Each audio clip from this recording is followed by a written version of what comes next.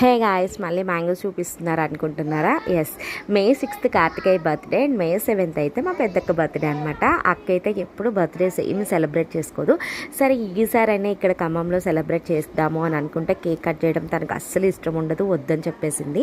ఇంకా ఆ రోజు అయితే స్పెషల్ ఏంటంటే మామిడికాయ పచ్చడి అనమాట. మామిడికాయ పచ్చడి పొద్దున స్టార్ట్ చేస్తే ఈవినింగ్ 6:30 వరకు అదే పని సరిపోయింది. దాని బర్త్డే స్పెషల్ అయితే అదే అయిపోయింది అనమాట. ఇంకా ఈవినింగ్ అయితే ఇంకా బయటికి వెళ్దామని చెప్పేసి అనుకున్నాము. అప్పటికప్పుడు డిసైడ్ అయ్యాము. ఇంకా వర్షం అయితే ఫుల్ ఉంది, అయినా సరే ఇంకా తప్పదు కదా అని చెప్పేసి వెళ్ళామన్నమాట. ఇక్కడైతే నేను అక్క ట్యూస్డే తినము, అందుకనే వెజ్ ఆర్డర్ చేసుకున్నాము.